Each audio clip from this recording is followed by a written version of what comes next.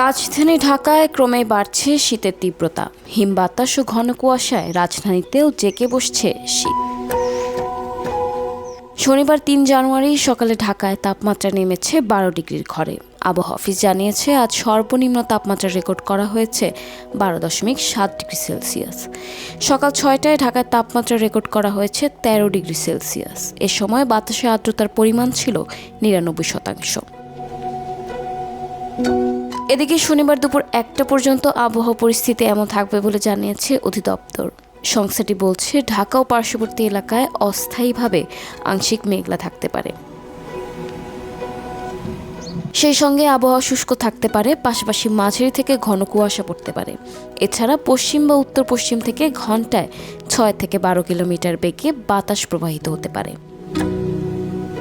দিনের তাপমাত্রা অপরিবর্তিত থাকতে পারে।